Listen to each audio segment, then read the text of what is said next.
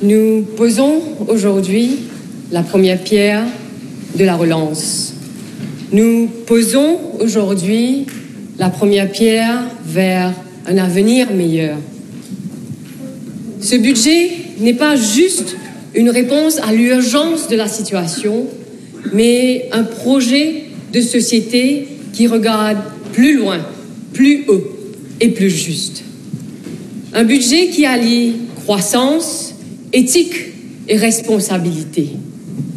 Après 10 ans de chiffres faussés, de mirages économiques et d'illusions de feel-good factor, le retour à la réalité est certes brutal.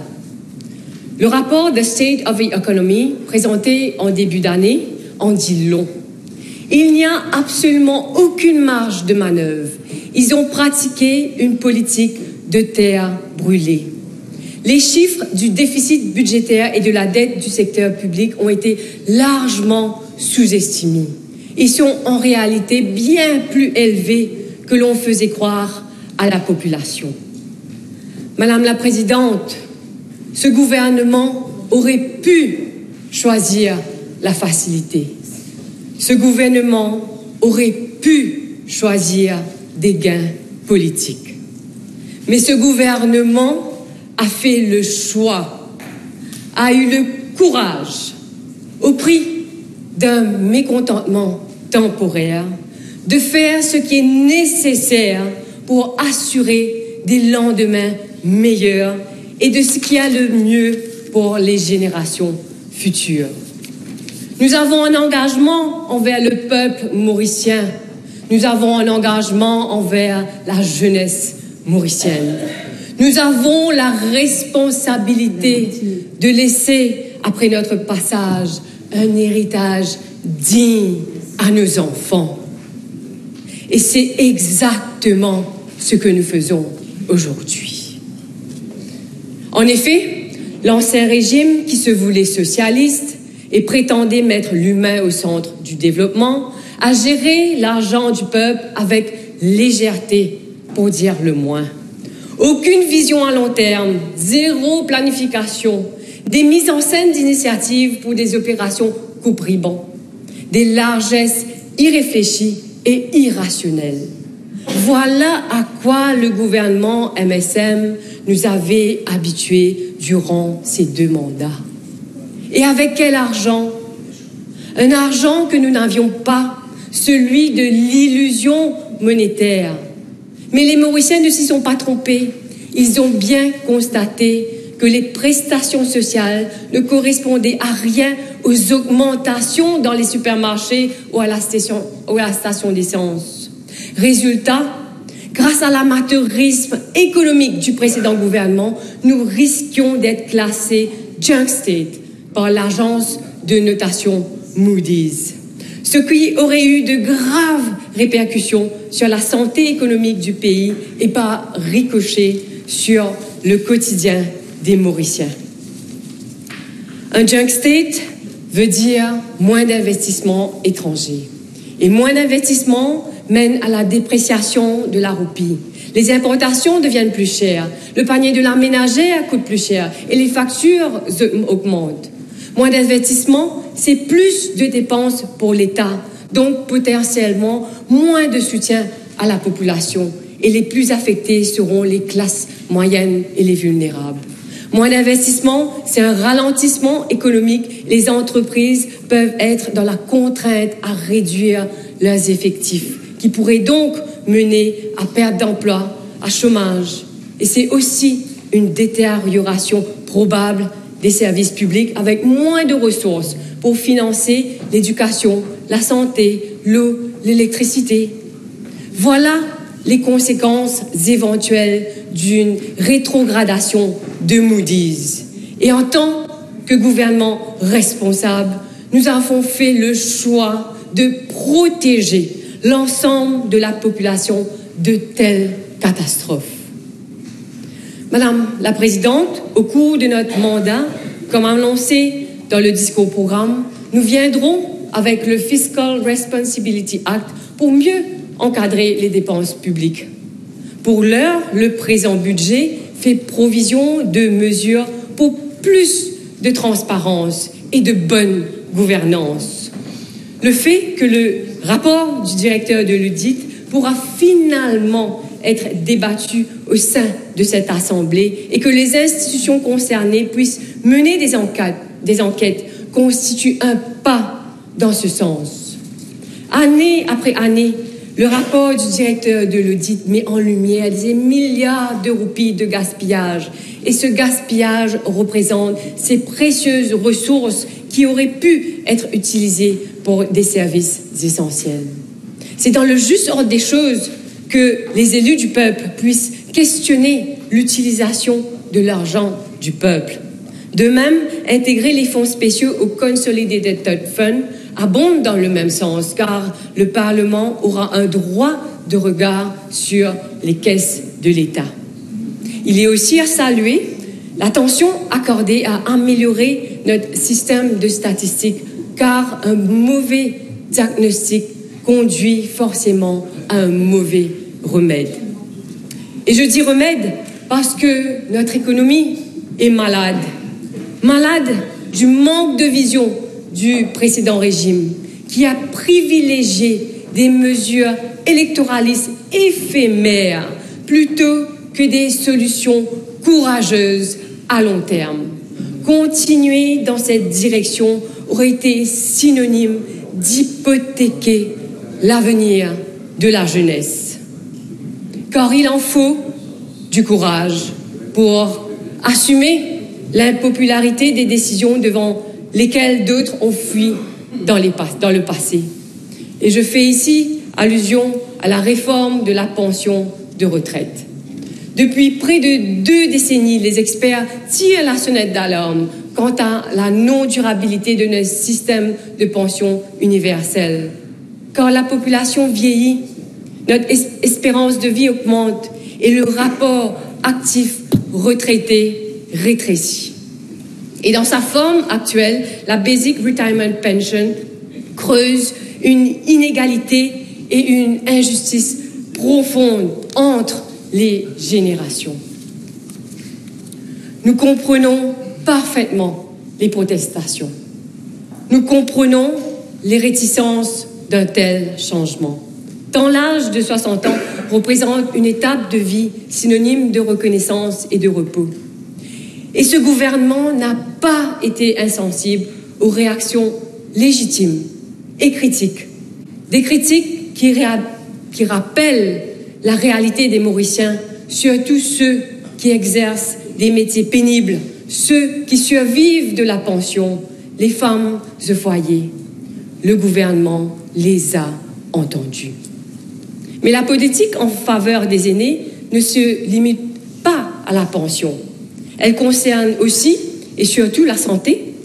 Et à ce sujet, il a noté positivement le doublement des fonds consacrés à la formation et au renforcement des capacités dans le système de santé. Car la modernisation de notre système de santé est une urgence. Et parlons de modernisation, Madame la Présidente, avec l'intelligence artificielle, une révolution digitale est en marche. Et Maurice se doit de monter dans ce train. Et le gouvernement ambitionne de favoriser la transition digitale d'ici 2029 et le budget pose les bases de cette accélération technologique. Et afin d'accompagner nos jeunes, Madame la Présidente, ce budget vise à créer les conditions d'une prospérité durable afin de retenir les fils et les filles de notre République, notamment avec le Future Fund.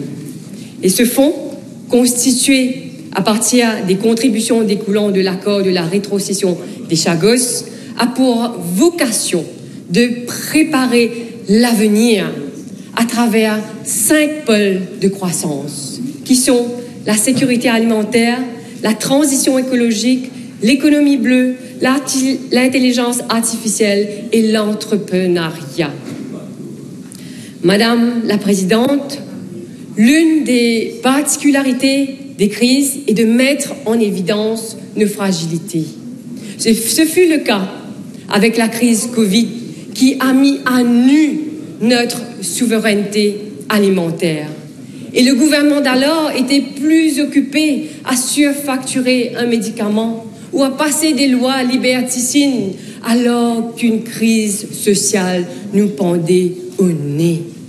Et c'est dans cette optique que le budget fait provision de 800 millions de roupies pour moderniser l'agriculture. La terre nourrit son homme et sa femme, bien sûr. Mais nous devons la protéger, car les conséquences du changement climatique se font sentir.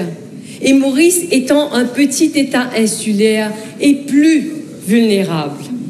Et ayant pris cela en considération, le budget prévoit 3,3 milliards de roupies au ministère de l'Environnement en mettant l'accent sur la lutte contre l'érosion côtière, la pollution marine et la gestion des déchets.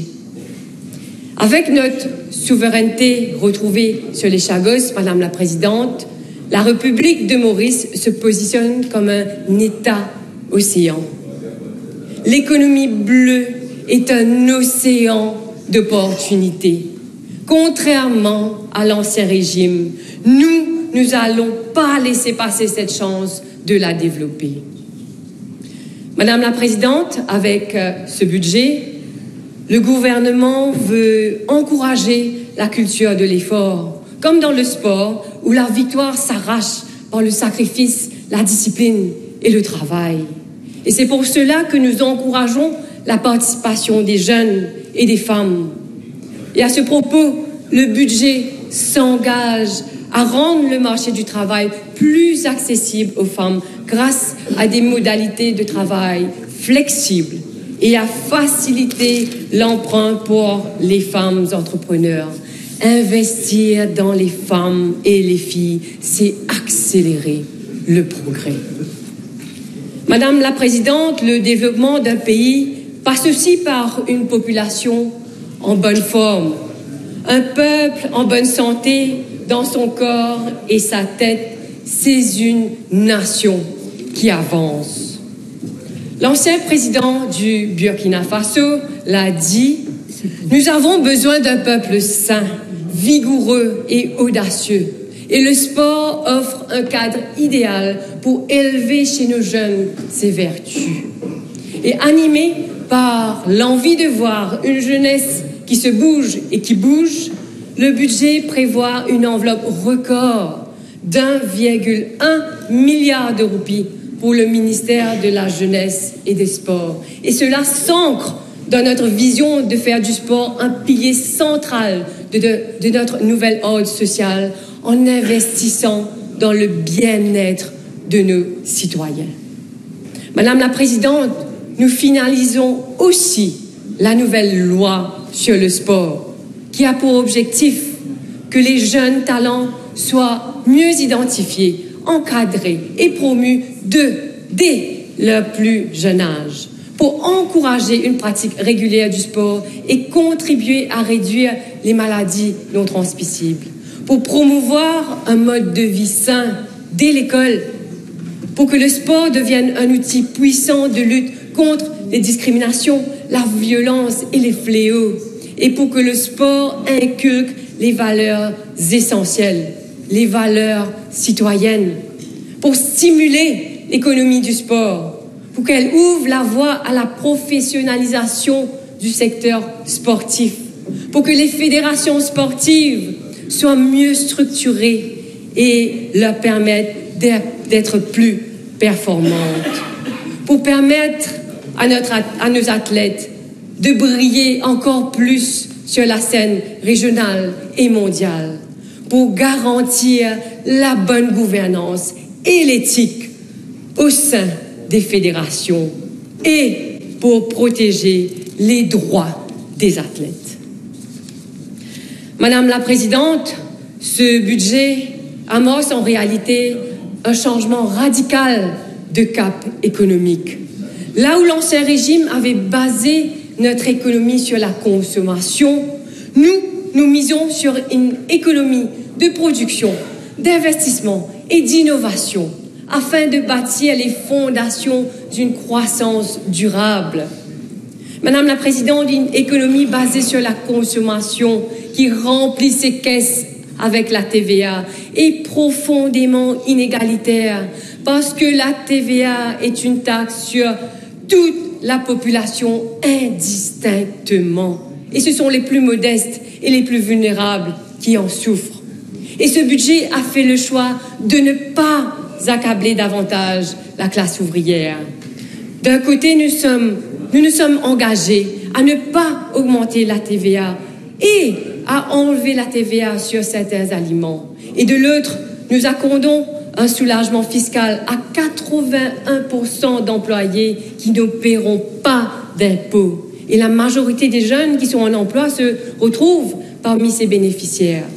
Et pour l'heure, j'ai bien dit pour l'heure, nous demandons aux plus privilégiés de contribuer leur juste part et de participer à la hauteur de leurs moyens à la solidarité nationale. Madame la Présidente, je ne pourrai clore mon intervention sans dire quelques mots sur ma circonscription Beaubassin-Petite-Rivière. Une circonscription que, avec mon colistier, l'honorable Rajesh Bhagwan, nous chérissons comme notre propre maison. J'exprime ma profonde gratitude envers mes mandants pour ce renouvellement de confiance et de m'avoir cette fois donné la possibilité de servir en tant que député de la majorité et avoir les moyens d'apporter les améliorations et le développement à la circonscription attendue depuis longtemps. Madame la Présidente, ce budget est un changement de culture qui rompt avec l'idée d'un Père Noël de juin. Nous rompons aussi avec la dictature du passé, avec les persécutions du passé, avec le règne par la peur du passé. Là où l'autre avait confisqué notre liberté, nous la rendons. Là où l'autre s'est engagé pour se servir, nous nous engageons à servir. Ce budget est une déclaration de courage, de responsabilité et de relance. Ce budget est un tournant. Il n'efface pas les difficultés, mais il ouvre un chemin vers un horizon nouveau. Il ne promet pas l'impossible, mais il reconstruit notre pont vers un avenir meilleur, plus juste et plus fort. Je vous remercie.